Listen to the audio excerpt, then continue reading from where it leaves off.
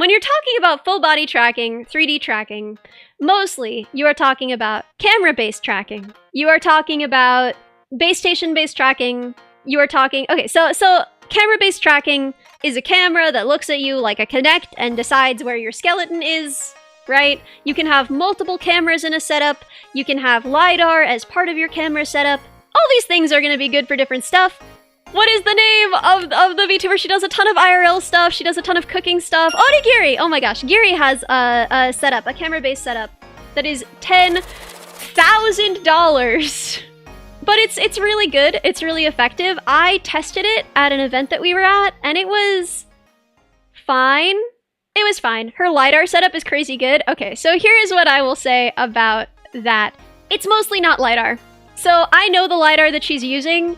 The distance between the points that LiDAR detects are enormous. It's basically camera-based tracking. It's just camera-based tracking. It's really good camera-based tracking, but it's just camera-based tracking. The LiDAR is lending very little to its effectiveness. It's getting like 1 point per finger, maybe. At least you don't need mocap. It is cheaper than a mocap studio. So, from there, right, you can have mocap, which you need a whole studio for.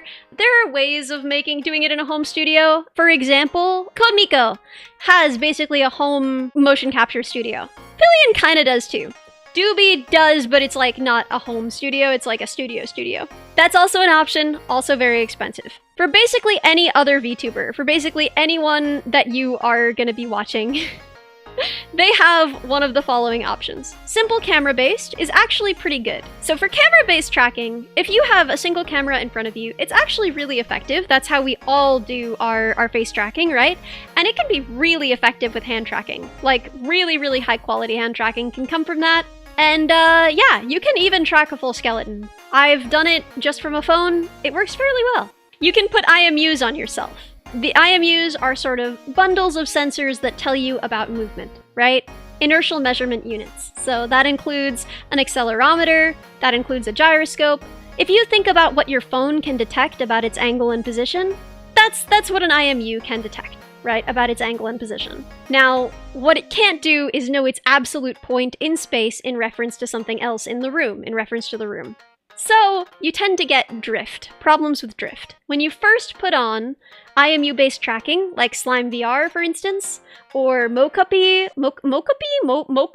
don't know how to pronounce it, or any of the others that look like that, you're putting these trackers on, they'll start out really good. You'll start out getting really good results, and they'll get worse and worse the longer you have them on, which means you have to continually recalibrate. Constantly, you have to stop and recalibrate, and stop and recalibrate. They don't know where they are in relation to each other. They'll get wronger and wronger over time. It's really, really annoying. So there's that. Then you have base station-based tracking. So for example, this is how a lot of older VR headsets work. Anything that's not a standalone headset is mostly going to work this way. You put base stations up in the corners of your room, they look down, you have beacons from the trackers that you're wearing, and so those base stations know where those trackers are in the room. This is really effective. This is really good. This works really well. A lot of people use it. However, the trackers are bulky. If they are occluded from the view of the base stations, then you get bizarre, horrifying effects, etc. Any of these solutions are fine. You can use them in conjunction with each other. A lot of people do.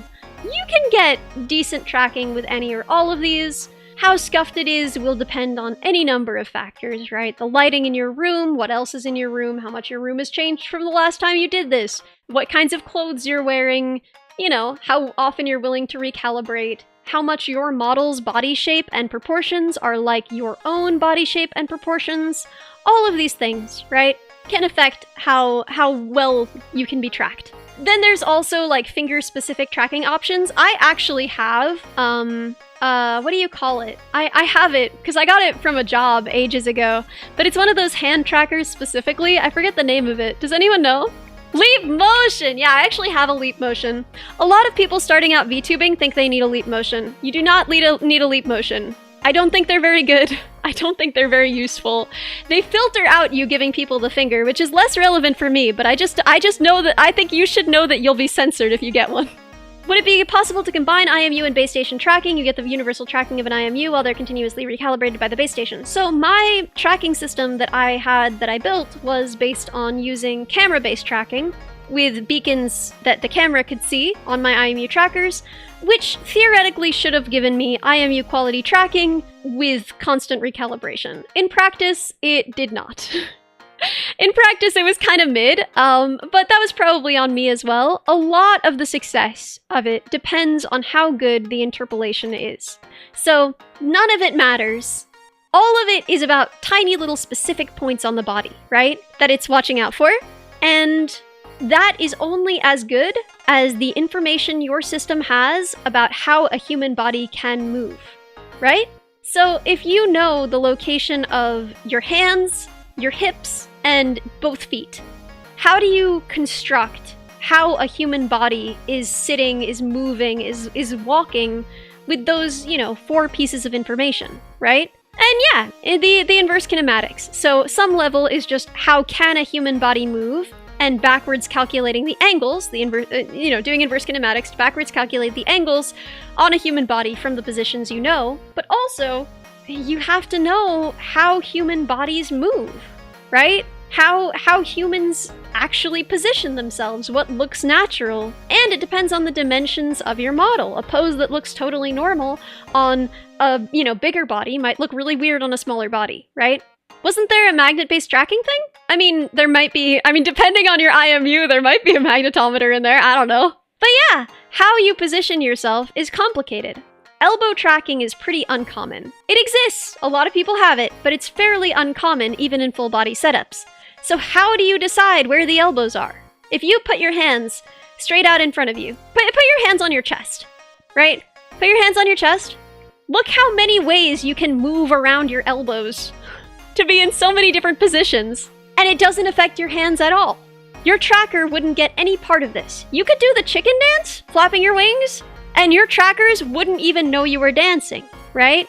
All of it depends on how much information your system has about how a human body moves and what looks natural. So, for me, I had this crazy buff. When I move really awkwardly. I look so awkward when I dance, when I move. But because there's so much interpolation happening, there are so many decisions being made about we know these absolute positions of her joints, but we don't know anything else about the way her body is moving, and we need to move between them in a way that looks natural and like a person.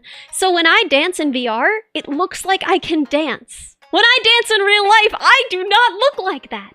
But that's part of the magic of it, because it is making the assumption that a human moves like a human, and therefore it should decide the most natural human, way that a person could be in this position.